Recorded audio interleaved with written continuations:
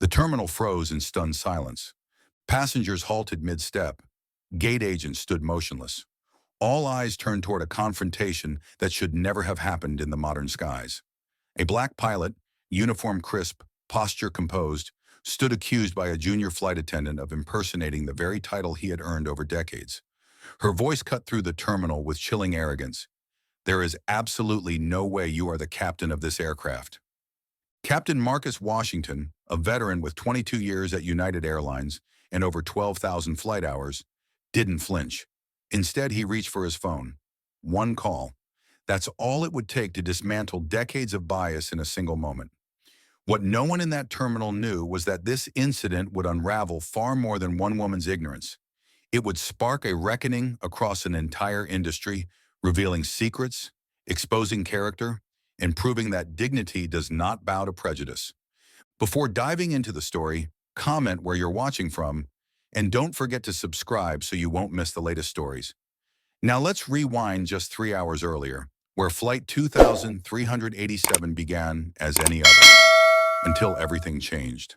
3 hours earlier, dawn stretched its fingers across the tarmac at O'Hare International, washing the runway in amber light.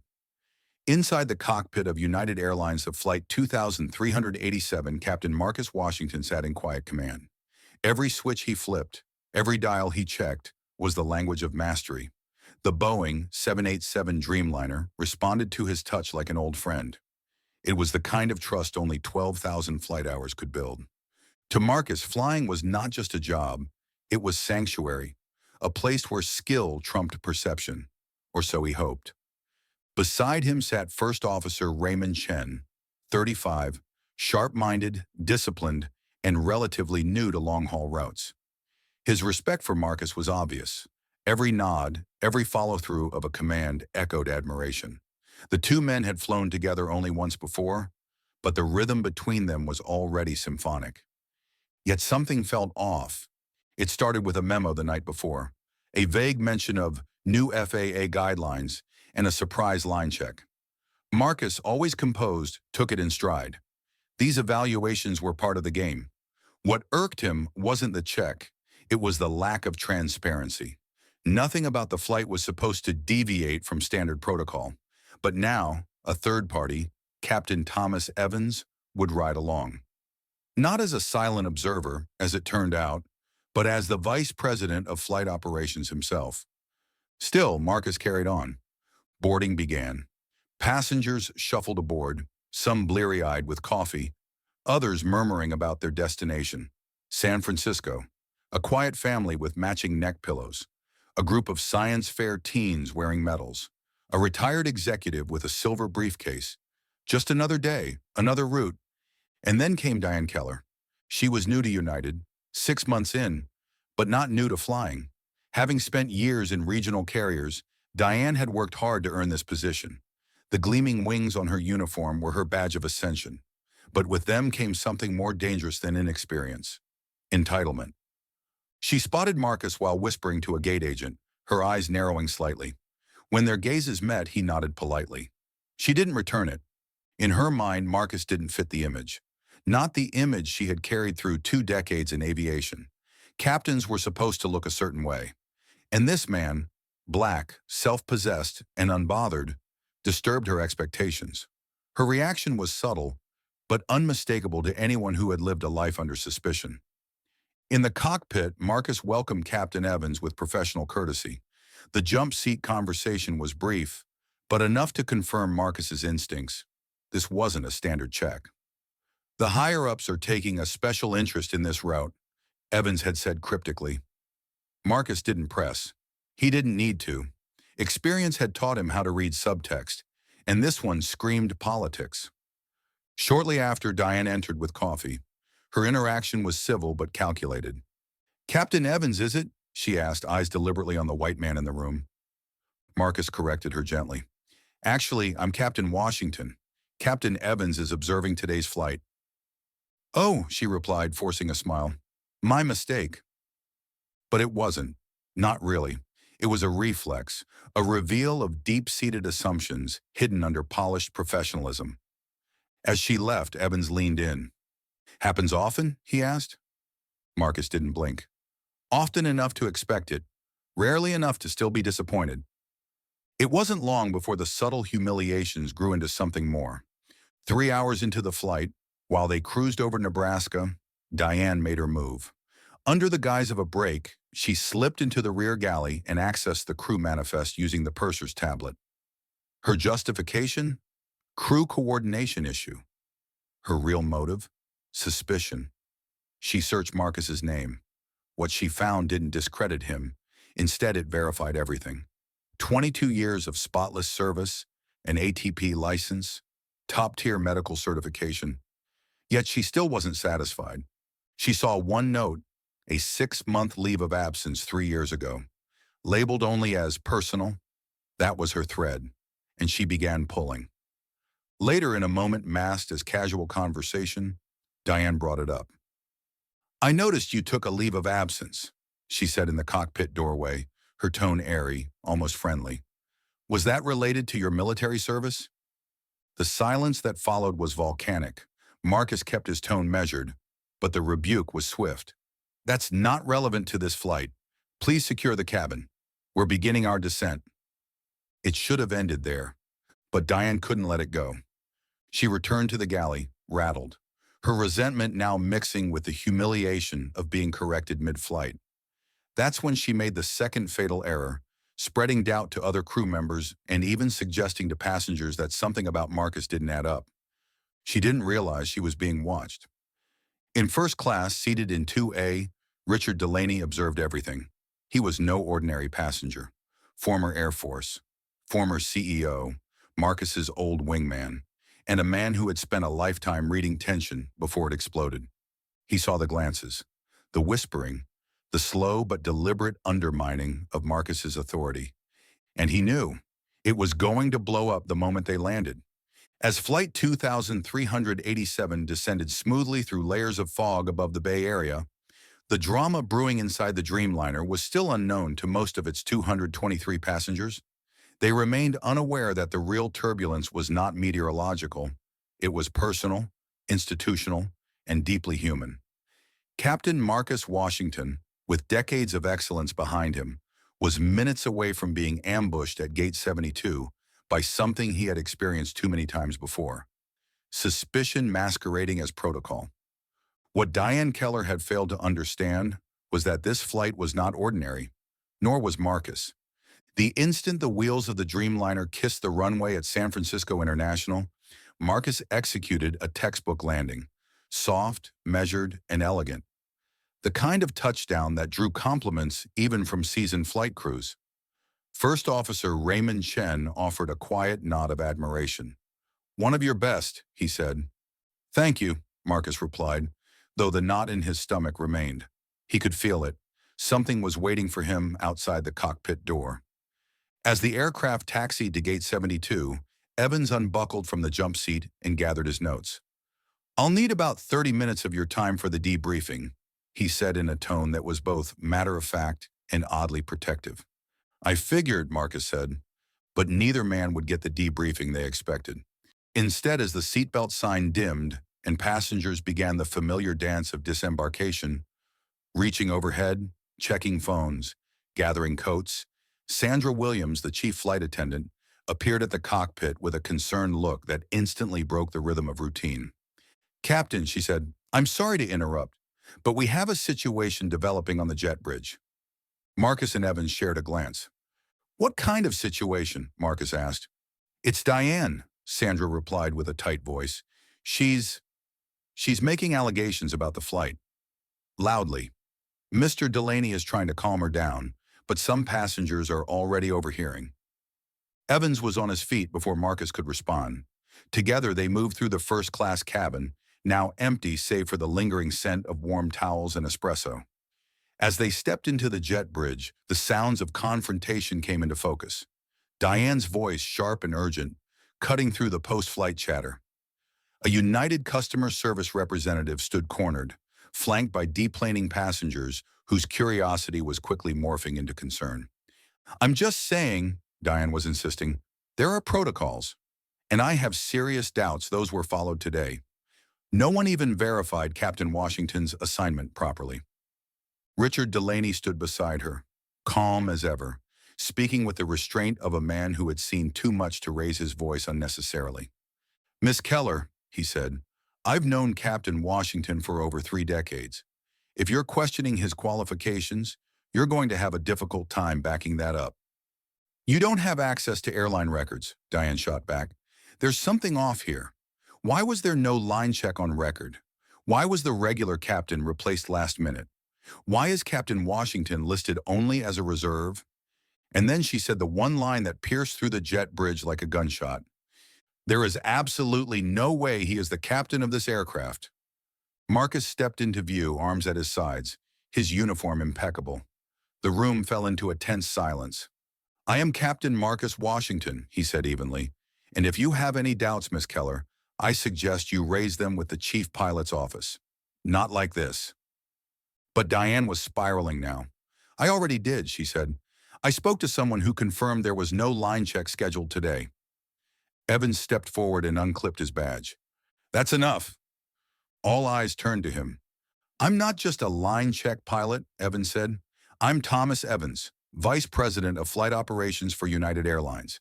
And I was on this flight today to evaluate Captain Washington for promotion to Senior Fleet Captain." A wave of stunned murmurs rippled through the gathered crowd. Evans wasn't finished. "Captain Washington is one of our most decorated pilots. His record includes 2 emergency landings that saved hundreds of lives. And the leave of absence you accessed illegally? That was to care for his daughter after she was critically injured in a car crash 3 years ago." The revelation hit like a thunderclap. Even Marcus seemed briefly taken aback by the public defense. He had been prepared to fight alone. But Evans had made it clear. This time, he wouldn't have to. Just then, Marcus's phone rang. It was Chief Pilot Thompson. On speaker, Thompson's face appeared on the screen. "I've been in meetings all morning," he said. "No one from my office spoke with a Diane Keller, and Captain Washington is absolutely authorized to command this flight." It was over. Diane's face drained of color.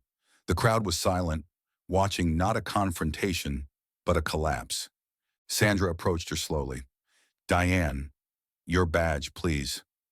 With trembling fingers, she unpinned it.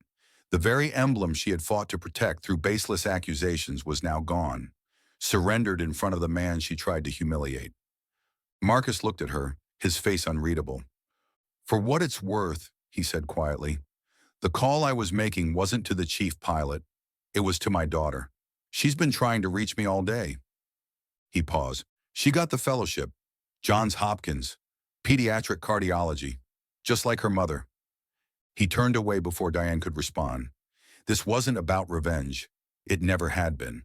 The moment the badge left Diane Keller's hand, the weight of her collapse seemed to pull her down with it. She didn't cry. She didn't shout.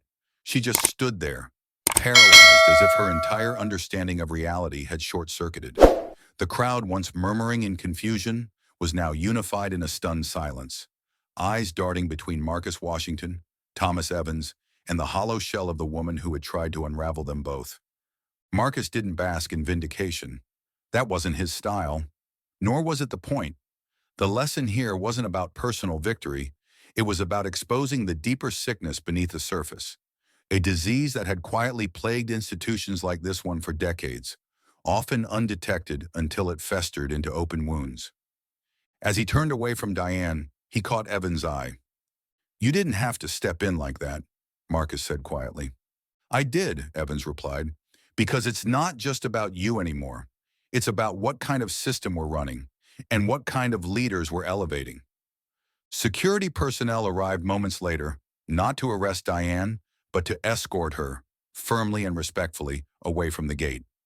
Sandra Williams followed at a distance, not with glee, but with the tired, knowing look of someone who'd watched too many people fall from self-made cliffs. Back inside the operations lounge, Evans motioned Marcus toward a quiet corner. The room smelled faintly of stale coffee and jet fuel, the low murmur of dispatchers and crew schedules vibrating behind the glass. "I need to make some calls," Evans said, "but you should know this won't just disappear." Marcus raised an eyebrow. "Meaning what?" "Meaning the board's going to hear about it. Media, too. You know how quickly things leak now. But more than that, this goes deep. The system lets someone like Diane access sensitive files mid-flight. That's a security breach, and her instincts weren't shaped in a vacuum. This wasn't just one woman's prejudice. It was an entire culture that trained her to see black authority as suspicious. Marcus exhaled slowly. You're not wrong. I want your input, Evans said. Not just for your own promotion, but for a new initiative we're launching. Diversity isn't enough anymore. We need accountability, not just in hiring, in reactions, in how people get treated when they walk into a cockpit or a boardroom. You think the airline's ready for that kind of honesty? Evans gave a wry smile. Number, but that's exactly why we have to start. Across the terminal, Richard Delaney stepped into a private suite reserved for VIP travelers. As CEO of Quantum Defense Systems, he was no stranger to briefings, reports, and chain-of-command investigations. But what he had witnessed today bothered him more than any boardroom ambush or market disruption. It was too personal. He opened his laptop, typing a short memo to his public relations director. Subject line, Statement Draft, United Airlines Incident. Begin working on a public statement expressing my full support of Captain Marcus Washington. Emphasize his long-standing integrity, decorated service record, and personal connection to me through our Air Force history. Highlight this incident as an example of broader challenges in professional equity and implicit bias. I'll provide additional quotes once I've spoken with Marcus directly. This is not just a PR moment, it's a turning point. Delaney stared at the blinking cursor. He thought of Marcus's daughter, how she would one day become a pediatric heart surgeon because her father had flown through storms far worse than anything on radar, and how Marcus, even now, wasn't angry, just exhausted. In the United Airlines executive suite, the ripple effect was beginning. Thomas Evans placed a call to the chief people officer. We've got to reassess how we train cabin crew, especially lateral hires. Keller accessed files she wasn't authorized to open. That's not just a misjudgment. It's a policy failure. He paused. And one more thing. Let's put together a panel of captains to rewrite the diversity protocols. I want Captain Washington on that panel. Back in the crew rest area, Marcus finally allowed himself a moment of solitude. He sat in silence, phone in hand, Zoe's message still glowing on the screen. Dad, I got the fellowship. For all the years he'd spent proving himself, for all the times he walked into cockpits where people blinked twice, checked the roster again, or asked if he was maintenance, this moment was different. He had been defended, publicly, by allies, by truth. The door creaked and Sandra peeked in. You okay? Marcus nodded. Yeah, just thinking. You handled that with more grace than I think I could have mustered. I've had practice. Sandra stepped in, her expression softening. You know, when I first started flying, I looked up to you, not just because you were good, but because you never changed who you were to fit in. That meant something, to a lot of us. Marcus looked up, genuinely moved. Thank you, Sandra. She lingered a moment, then added, Diane's been removed from the flight roster, pending investigation. Evans asked if you'd stay an extra day. They're holding a meeting with senior crew and want you to speak. About what happened. About what needs to change. He nodded slowly. I'll be there. As Sandra left, Marcus finally made the call to Zoe. Her voice, full of joy, flooded through the speaker. Dad, I got it. I'm in. I know, he said. I'm proud of you. You okay? You sound tired. He paused. I am, but it's the good kind of tired. In the background, the quiet hum of airport life continued. Planes landed. Departures boarded. The world moved forward, unaware that something profound had just shifted. Not because one man proved his worth, but because a system was finally being forced to reckon with why he ever had to. The next morning, the briefing room in United Airlines' San Francisco Operations Center had an energy that didn't match its muted decor. It was supposed to be routine, just another early meeting with coffee, tablets, and schedules. But today felt different. People entered quieter than usual, their glances darting between each other, everyone aware of the storm that had broken just the day before. Flight attendants, senior pilots, operations leads, and HR reps filled the rows. At the front sat Thomas Evans, Vice President of Flight Operations, his presence rare at this level of meeting. The tension was palpable, and yet the moment Marcus Washington walked in, There was a visible shift. Conversations halted, backs straightened. Even those who hadn't been on Flight 2387 knew who he was now. Marcus didn't wear the captain's stripes today, just a simple navy blazer and slacks, but the weight he carried was unmistakable. The man who had quietly endured decades of subtle resistance was now standing not just as a pilot, but as a symbol of something larger, and everyone in the room knew it. Evans stood and introduced him without ceremony. "I won't give a long speech," Evans said. "You all know what happened yesterday. You've read the statements, seen the footage, but what you haven't heard yet is from the man at the center of it, Captain Washington." Marcus stepped up to the podium. He took a breath. The room fell silent. "I was going to talk about protocol," he began, "about crew decorum and policy violations, but that's not what this is really about." He looked slowly across the faces before him. "This is about trust, about who gets it automatically and who has to earn it every single time." No one moved. Yesterday, a flight attendant I had never worked with decided, before I said a word, before I gave an order, before I even sat in the captain's chair, that I didn't belong there. She said I didn't look like a captain, and then she spent an entire flight trying to prove a lie that only existed in her own mind. There were no gasps, just silence. "I've flown for this airline for 22 years. I've logged over 12,000 hours. I've landed planes in hurricanes. I've handled engine failures mid-air. I've flown diplomatic envoys, humanitarian relief missions, and, yes, even Air Force jets under combat conditions. But to one of our own, I still looked like a mistake." A low murmur began to stir, not of disagreement, but of reflection. A few nodded. Others looked down. "And here's the truth," Marcus continued, his voice calm but resolute. "She's not the only one. Maybe not so overt, maybe not so loud, but I've seen that look before. Some of you have given it. Some of you have received it. Some of you, God help you, never even noticed." A flight attendant near the back lowered her eyes. "I'm not here to shame anyone. I'm here to tell you this. It's time we all wake up." He paused, let it sit. Diane Keller didn't fail just because of her ignorance. She failed because this system didn't challenge that ignorance early enough. It gave her wings before it ever gave her perspective. He turned to Evans. "If you want change, it can't start in the cockpit. It has to start in the classroom, in the hiring process, in the mirror." The room was utterly still now. Even the ticking clock on the wall felt like it knew better than to interrupt. A young crew scheduler raised her hand. "Captain Washington, what would you want someone like me to do differently?" Marcus nodded thoughtfully. "Ask yourself who you're listening to, who you're promoting, who you're doubting. Look at your spreadsheets. If your flight crews look the same on every route, ask why. If your gut instinct says someone doesn't fit the culture, ask what culture you're trying to protect." Another hand, this time a senior flight instructor. "Sir, what would you say to the crews who say bias training is just political correctness?"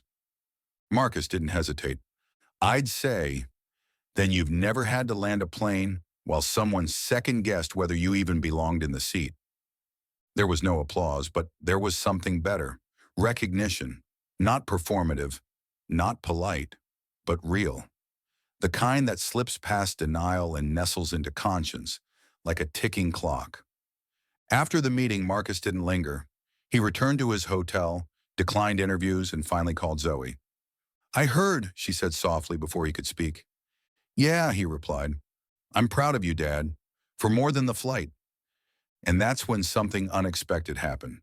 Across terminals, briefings, and Slack channels inside United Airlines, crews began talking. Not arguing, not defending, but talking. About the assumptions they'd made, about the microaggressions they had ignored, about their own moments of silence. And slowly stories began to emerge. A gate agent remembered the time a black female pilot was mistaken for a flight attendant, not once but 3 times before boarding. A junior crew member admitted she always double-checked the paperwork when she saw an unfamiliar Asian surname on a captain's badge. A veteran pilot, long considered progressive, confessed that he'd never realized how much of his own comfort came at someone else's expense. The system had been cracked open, not shattered, not rebuilt, but exposed. And exposure, as Marcus had always known, was the first step toward flight. The ripple effect of Marcus Washington's confrontation with Diane Keller didn't stay confined to internal meetings or whispered conversations in staff lounges. Within 72 hours, the airline's upper leadership realized they had a legal and public relations storm forming. Not because Marcus had done anything wrong, but because Diane's actions had been so thoroughly documented. The footage from the terminal, captured on passenger phones, circulated online, and already reaching tens of thousands, painted a vivid picture. A decorated black pilot, calm and dignified, publicly accused and humiliated by a flight attendant who refused to believe in his legitimacy. And then, the mic drop moment. Thomas Evans revealing himself not as an evaluator, but as a vice president observing Marcus for a promotion. It was a real-time corporate reckoning caught on camera. By the following week, the airline's legal department had launched a full internal review, not just into Diane's behavior, but into the broader systems that had allowed her unchecked assumptions to escalate to this point. Marcus, for his part, remained quiet. He returned to Chicago and resumed flying while the dust settled. But behind the scenes, he'd been asked to participate in an ethics and training task force formed by the airline's board of directors. His condition for joining was clear. "I'm not here to be your token voice. If I do this, I bring the truth with me." They agreed. At the task force's second meeting, Marcus arrived with a folder in hand, one he'd been quietly assembling for years. Inside was a collection of written testimonies, incidents reported and buried, pilot grievances that had been dismissed as misunderstandings, and crew member feedback ignored because it didn't fit the narrative of harmony and inclusion the airline preferred to advertise. He laid the folder on the table without fanfare. "I didn't collect these for revenge," he said. "I collected them because I knew one day someone would ask why change was necessary." The stories were damning. One black pilot had been delayed for questioning in customs 5 times in 2 years, each time after flying international routes where his identity was flagged as unverified, despite matching credentials. A Latina flight attendant had been told by her supervisor to tone down her accent if she ever wanted to make lead on premium flights. An Asian American co-pilot recalled being excluded from after-hours gatherings with his flight team. Subtle exclusions that became barriers to mentorship and advancement. Even Thomas Evans looked uneasy as he flipped through the pages.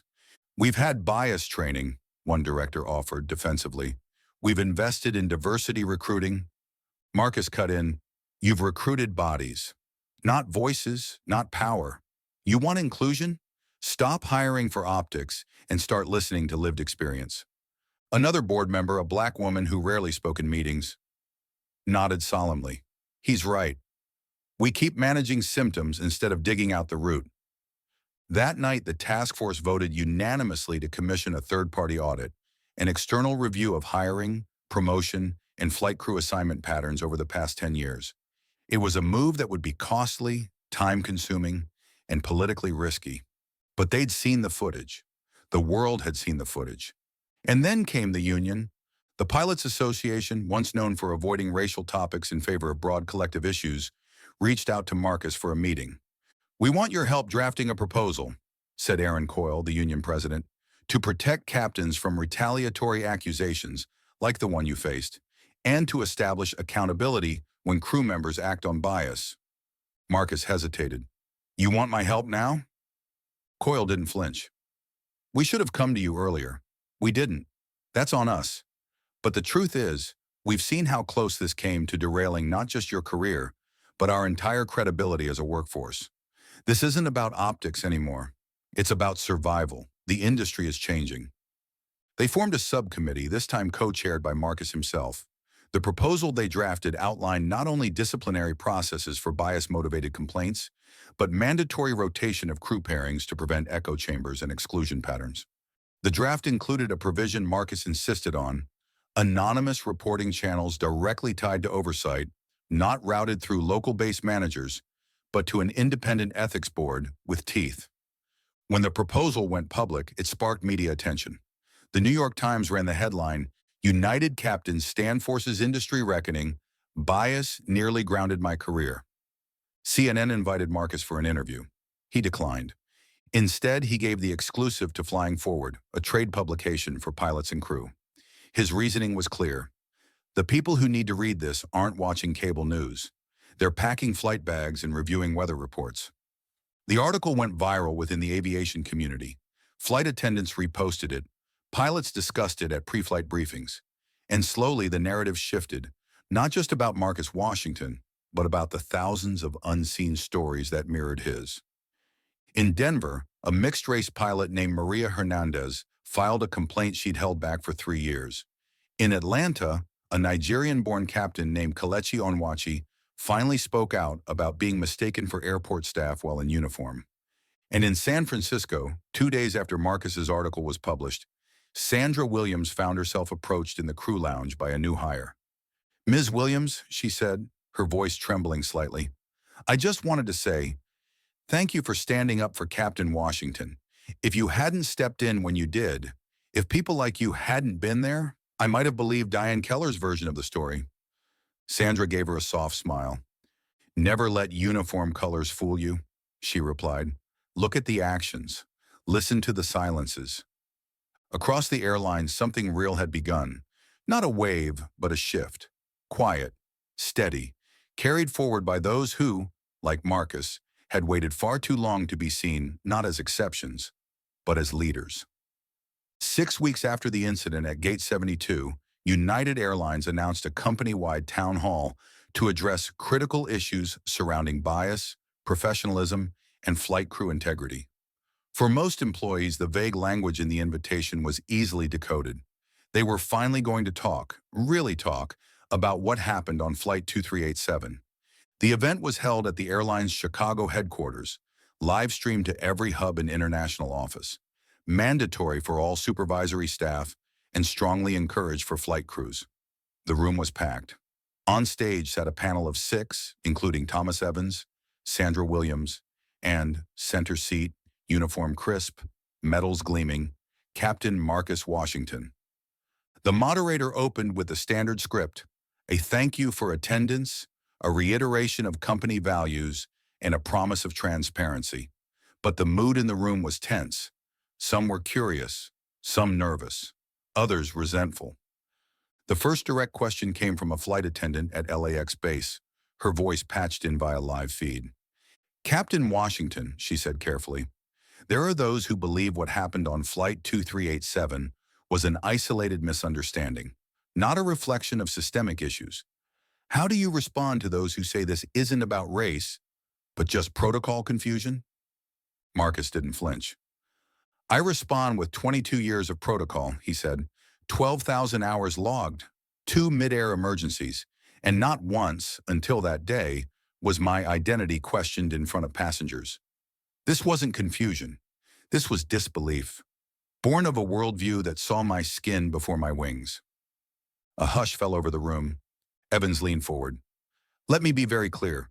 Diane Keller did not act alone. She acted within a cultural context we've tolerated too long, where some crew members believe authority comes with a certain look, a certain sound, a certain background. That stops now." The moderator nodded. "We've invited Diane Keller to appear today. She declined. However, with her permission, we are sharing a prepared video statement." The screen flickered. Diane's face appeared. No uniform, just a neutral blouse. Makeup subdued, eyes heavy with exhaustion. She stared into the lens for a long moment before speaking. "I was wrong," she said, "not just in how I treated Captain Washington, but in the assumptions that shaped my reaction. I thought I was protecting passengers. In reality, I was protecting my own prejudices." A shift in the audience. Some leaned in. Others folded arms defensively. She continued, "Since the incident, I've begun therapy, bias training. I've read, listened, and reflected. I won't pretend this fixes anything, but I hope the airline uses this as more than just a teachable moment. I hope they change the system that allowed someone like me to get this far without being challenged." The screen went black. The silence was palpable. From the audience, a young pilot, Asian, early 30s, stood and addressed Marcus directly. "My name is Alex Wu. I've admired you for years, sir," quietly from a distance. "I never spoke up when I saw things that were off. Microaggressions, snide jokes. I laughed along. I stayed quiet. I want you to know, I won't do that anymore. A round of applause erupted. It wasn't overwhelming, but it was real. Sandra took the mic next. Her voice, warm and strong, cut through the room like an anthem. We all like to believe we're above bias, but that belief is dangerous. It makes us blind. The truth is, we need to confront not just the Diane Kellers, but the silent collaborators, the supervisors who shrugged, the colleagues who looked away, the systems that failed to protect our own. Another voice spoke up, this time from the union's legal representative. We're revising crew protocols, she announced. Effective immediately, any identity-based accusation must be reported to a third-party review board before any public confrontation occurs. That means no more humiliating crew members at gates based on instinct or suspicion. More applause. Thomas Evans stood. We are also implementing a new policy. All captains under review for promotion will now have anonymous observer evaluations, but only after being notified in writing. What happened to Marcus will never happen again. He turned to Marcus. You shouldn't have needed to prove yourself twice in one flight. You shouldn't have had to fight for recognition in your own cockpit. Marcus stood. The room quieted again. I didn't ask for this spotlight, he said, but since I have it, let me say this. The true test of a flight crew isn't how we handle smooth skies. It's how we respond when the storm hits. This was our storm, and we're still flying. As the event wrapped, the live stream shut down, but conversations spilled into break rooms, crew lounges, and message threads across the country. In San Francisco, a group of flight attendants started a mentorship network for new hires from underrepresented backgrounds. In Houston, a black captain was asked to speak at a local aviation high school, his first time being officially recognized by the airline for community outreach. And in New York, someone taped a printed quote above the crew scheduling desk. Some people see what they expect to see. We're here to change what they expect. Captain Marcus Washington. Back in Chicago, Marcus stepped outside the headquarters building and pulled out his phone. A new message from Zoe. Dad, Johns Hopkins accepted my thesis. I graduate in 3 weeks. I want you in the front row. He smiled, not because the storm was over, but because he was flying through it and charting a path for others to follow. In the weeks following the town hall, United Airlines was not the only entity paying attention. National news outlets had picked up the story, initially as a human interest segment about a heroic black captain overcoming bias mid-flight. But once the footage from the jet bridge leaked, a bystander's cell phone capturing Diane Keller's loud accusation and Marcus Washington's dignified restraint, the narrative shifted. This wasn't just a story of personal triumph, it was an indictment. Airline industry watchdogs began reviewing complaints across major carriers. Anonymous reports flooded in, stories of flight crews undermining captains of color, gate agents delaying passengers based on gut feelings, regional pilots being told they'd never make captain looking like that. It became clear Flight 2387 had pulled a thread that unraveled a tapestry. The Department of Transportation announced a formal inquiry into racial bias in commercial aviation. FAA compliance officers were dispatched to review cockpit assignments, promotion pipelines, and incident reporting systems. United Airlines, fearing regulatory backlash and brand damage, launched a sweeping internal audit. Thomas Evans, now under the watchful eye of both shareholders and the public, responded by commissioning an independent civil rights firm to conduct a full equity review. The results were sobering. Among the findings, less than 3% of United's captains were black. Disciplinary actions against black flight crew were 2.4 times more likely to be escalated to termination than those of white counterparts. Only 1% of reported bias incidents had led to retraining or corrective measures in the past 5 years. Evans scheduled an emergency board meeting. The atmosphere was tense, but he didn't flinch. We either fix this, he said, or the government will fix it for us. Meanwhile, Marcus Washington had become an unexpected face of reform. He received dozens of interview requests, most of which he turned down. I'm not a symbol, he told Sandra one evening over dinner. I'm just a pilot who wanted to fly his route in peace. But the symbolism refused to fade. His former Air Force wingman, Richard Delaney, appeared on 60 Minutes, recounting the story with military clarity and personal sorrow. This wasn't just about Diane Keller, he said. This was about an industry where unconscious bias isn't just tolerated, it's operationalized. Public pressure intensified. Activist groups, including the NAACP and National Black Pilots Association, called for widespread reforms. Social media erupted with hashtags, Dar Fly with Dignity, Jar Captain Washington, Jar Aviation Justice. Then came the class action. A coalition of 46 black pilots, current and former employees across 3 major airlines, filed a joint lawsuit alleging systemic discrimination in hiring, promotion, and workplace treatment. Their lead attorney was a fierce young litigator from D.C. named Alana Frost. Her opening press conference was direct and devastating. For years, black pilots have flown the same planes, under the same weather conditions, with the same or better safety records. And yet they are less likely to be promoted, more likely to be challenged, and far more likely to have their authority questioned. Flight 2387 was not an exception. It was evidence. United's legal team scrambled. Stock prices dipped. Advertisers threatened to pull partnerships. The board considered offering settlement packages, but Thomas Evans pushed for something more radical. He proposed a full organizational overhaul, new training programs, a zero-tolerance policy for on-duty discrimination, and a complete review of all captain evaluation procedures. Most controversially, he suggested creating a new executive position, Chief Equity Officer, with Marcus Washington as his top recommendation. When the offer was delivered, Marcus laughed aloud. "You want me in an office now? I just got promoted to senior fleet captain." Evans didn't blink. "You can fly, but I need you to help rebuild the airspace." Marcus took 3 days to consider it.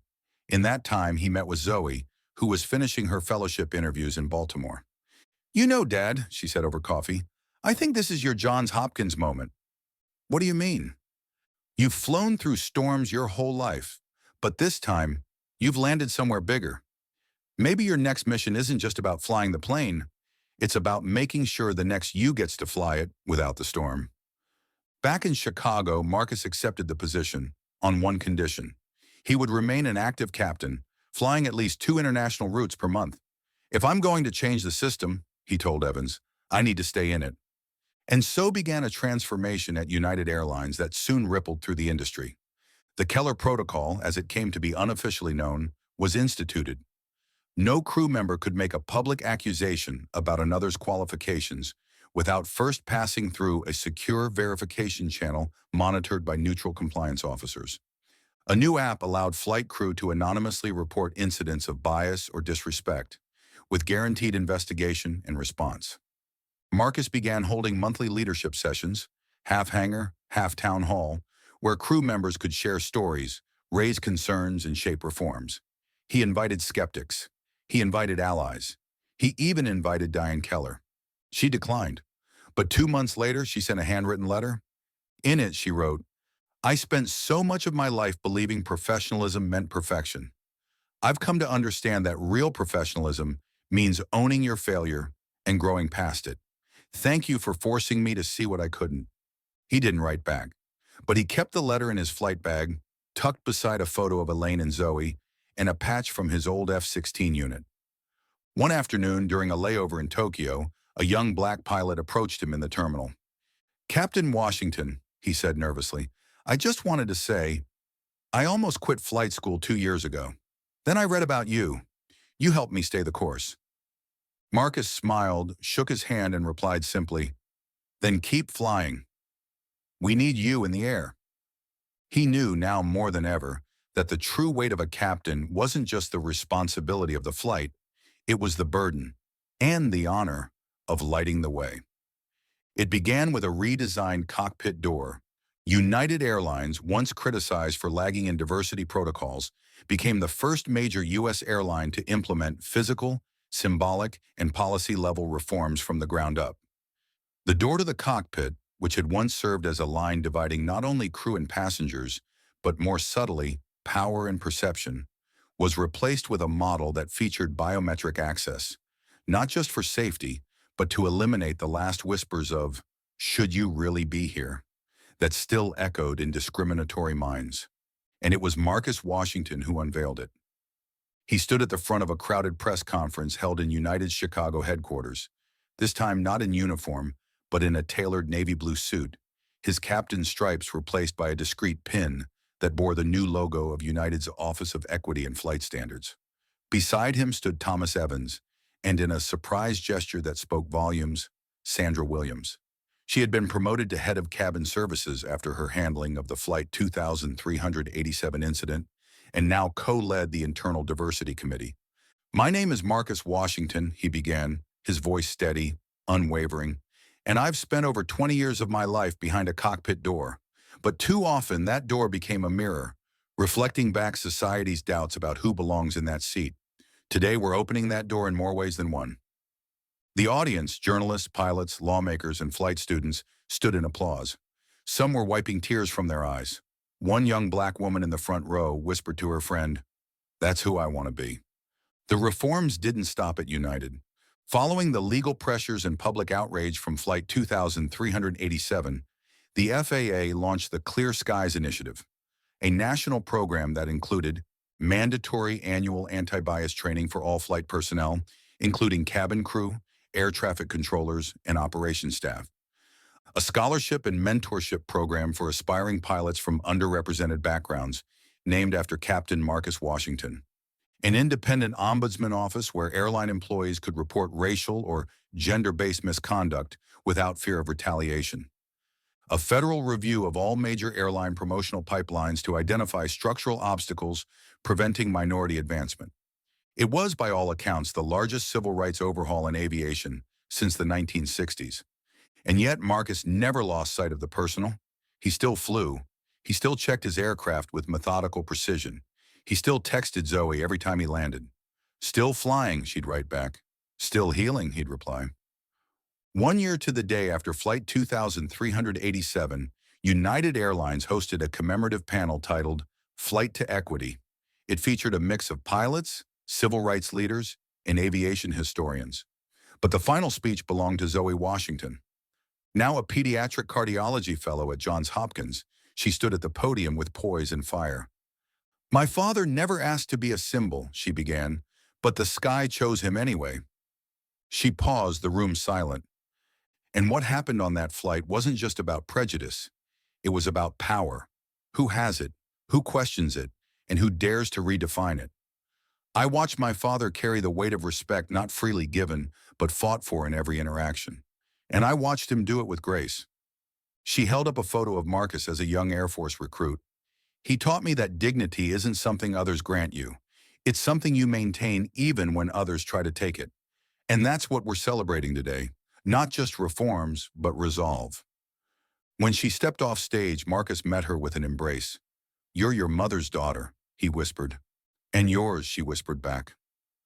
Later that night, as father and daughter walked through a quiet terminal, empty now, with the last flights of the day having long since departed, Marcus stopped near Gate 72. "This is where it happened," he said, more to himself than to Zoe. She looked around. "Looks like any other gate now." He smiled. "That's the point." And yet not everything was cleanly resolved. Diane Keller's story had splintered in the months after her suspension. Initially combative, she launched a wrongful termination lawsuit, claiming she had been scapegoated for raising procedural concerns.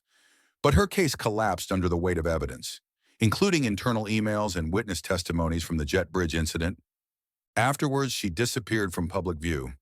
But what Marcus didn't know, until an envelope arrived at his office 6 months later, was that Diane had entered counseling.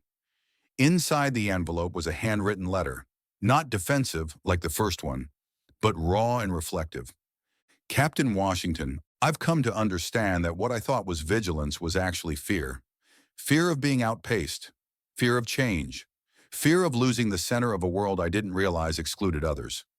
I've started volunteering at an aviation youth center in Dayton. I help clean the simulators. I make coffee. I listen. I don't know what comes next for me, but I'm trying to learn how to follow before I ever ask to lead again. Thank you for showing me, even through your silence, what leadership truly looks like." He never responded, but he saved the letter in the same file where he kept every note from Zoe, every promotion notice, and every commendation letter from passengers who had flown under his command. The change he helped catalyze would take decades to complete, but it had begun. And just as the sky never forgets a storm it has weathered, so too would the aviation industry remember Flight 2387, not as a scandal, but as a turning point. Captain Marcus Washington had once said that flying was a meditation, that above the clouds all the noise faded. Now he realized that silence could be powerful, but only if followed by action. Gate 72 became a landmark, not because it looked any different. It still bore the same industrial carpeting, the same retractable belt barriers, the same hum of announcements overhead. But among airline employees, particularly new recruits, Gate 72 was now a story. It was spoken of with the reverence reserved for legends, where injustice collided with dignity and history shifted just a few feet off the jet bridge. And it was there that the aviation world began to confront a question far greater than the scandal of one flight attendant's behavior. What does it mean to truly belong in the air?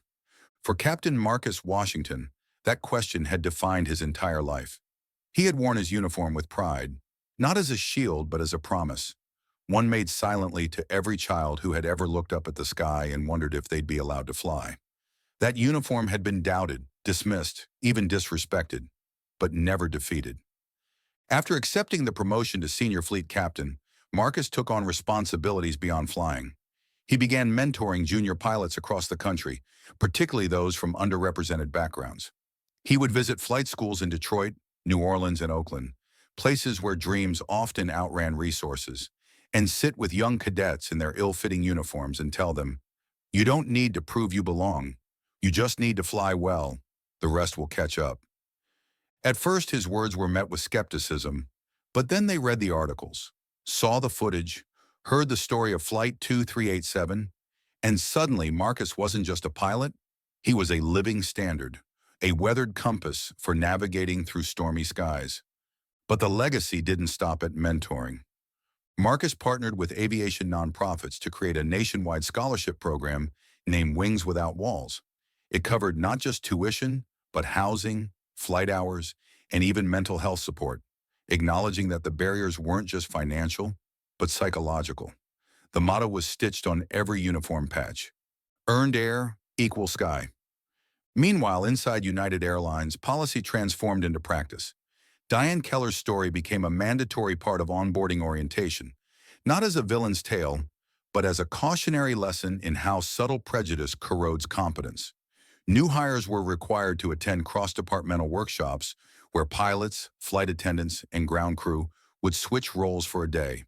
They'd sit in each other's shoes, listen to stories, and learn to speak not just protocols, but perspective. It was radical, it was necessary. And in the heart of it all, Marcus remained unchanged. He still rode the airport shuttle with his headphones on, still carried a worn leather flight bag that Zoe had given him years ago, still signed every cockpit logbook with meticulous care, and still he'd glance back at the crew before every takeoff, giving that quiet nod that meant, "We fly together." As the years passed, his reputation only grew. Captain Marcus Washington was inducted into the Smithsonian's National Air and Space Museum, not for breaking speed records or executing daredevil landings, but for doing something far more human, breaking open the sky for those told they didn't belong. At the induction ceremony, Zoe spoke again. "He never raised his voice. He never needed to. My father didn't argue with prejudice. He outflew it." Her words echoed across the rotunda, where models of fighter jets and space shuttles hung overhead. Reporters later called it the speech that crystallized a movement. Students began reciting parts of it at aviation schools. Airline boards printed it in newsletters. And on the 5-year anniversary of Flight 2387, United Airlines placed a plaque at Gate 72 with a quote from that speech. He outflew it. Not all were thrilled.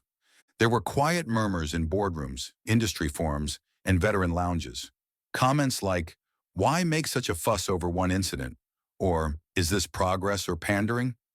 But they were drowned out, not by shouting, but by achievement, by statistics showing increased diversity in pilot hiring, by data proving that mixed crews perform better under pressure, by passengers who wrote in to say they felt safer seeing someone like Marcus in command. One of those letters came from a young boy named Elijah in Charlotte, North Carolina. He had flown United for the first time.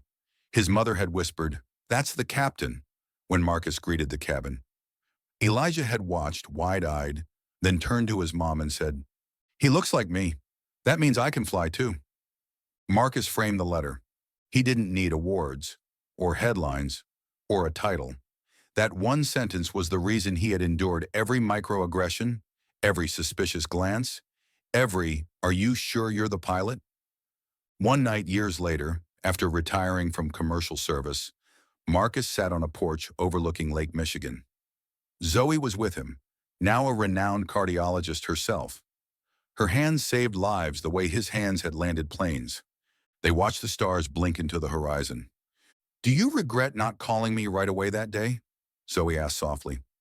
"No," Marcus said, "because I needed the world to hear the truth first. Then I could be your father again, without having to explain." Zoe smiled. "Well, you did both. You flew and you fathered." He nodded. "That's the flight that mattered most." And in the distance, a plane sliced across the night sky. He pointed. "There, that one's flying smoother than it knows." Because behind every smooth flight was a silent battle already fought. Behind every black captain in the air was a Marcus Washington who made it normal. And behind every arrogant voice that once said, "You don't look like a pilot," there would now always be a crowd to answer back, "Yes, he does." Don't forget to subscribe and hit the notification bell to catch more gripping stories like this. Thanks for watching, and see you next time.